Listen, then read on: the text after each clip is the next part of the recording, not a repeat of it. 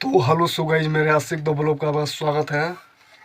और एक मैं बात बताना चाहता हूँ, कभी भी तूफानी लाल यादव का जो कि न्यूज़ सॉन्ग मार्केट में दहाड़ मचाने वाला, तबाही मचाने वाला आ रहा है।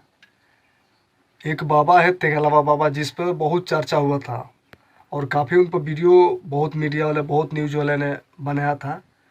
उसी दौरान तेगलवा सॉन्ग जो कि तूफानी लाल का आ रहा है, जो कि अभी खुद मेरे स्क्रीन पर फोटो लगाए हुए हैं, देख सकते हैं। और जो कि तेगलवा सॉन्ग तेगलिनिया उर्फ झाटू सिर्फ लिखल बा पोस्टर पर, देख सकत तनी कि एकदम बहुत जल्दी मार्केट में प्रदर्शन होखे वाला बा और काफ़ी तहलका मचाने वाला तूफानी लाल यादव के न्यूज़ सॉन्ग और काफ़ी तबाही मचाने वाला सॉन्ग आ रहा है तूफानी लाल यादव के तेगलवा सॉन्ग तेगलिनिया।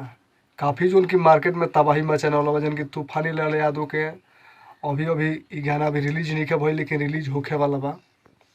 जो उनकी मार्केट में दहाड़ मचाने वाला, तबाही मचाने वाला शब्द आ रहा बा। एकरा पहले जो उनकी तेगलवा बाबा बहुत काफ़ी न्यूज़ बनोने, काफ़ी लोग अब कुछ बोलने, जितना विवाद उतर रहे, जितना भी कुछ भी होते रहे, क्राइम जितना भी होते रहे, उस शब्द पे तेगलवा बाबा कुछ आवाज़ उठा के प्रदर्शन करत रहे।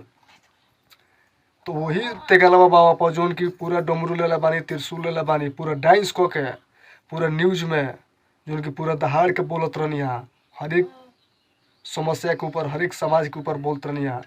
जो उनकी वही तेगलवा बाबा के ऊपर जो उनके आज तूफानी लाल यादव के जो उनके गाना एकदम तबाही मचाने वाला, एकदम बिल्कुल उखंड मचाने वाला आ रहा बा।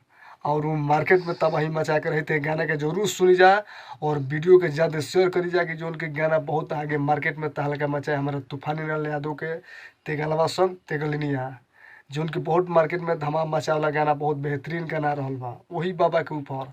जो उनके बाबा तबाही हर एक समाज, हर एक विवाद पर, हर एक क्राइम पर जो उनकी बोलत रहनी न्यूज़ में, जो उनकी बाबा छोड़े रहनी तेगलवा बाबा, वही तेगलवा ऊपर बाबा के ऊपर जो उनके गाना आ रहा बा तूफानी लाल यादव के तेगलवा सॉन्ग तेगलिनिया।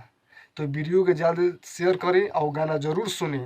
तो जे भी हमारे आशिक दो ब्लॉग के सुन रहा है, चैनल के सब्सक्राइब, लाइक और शेयर करी। तो ऐसे वीडियो मैं बनाऊँगा, सपोर्ट कीजिए। तब तक ले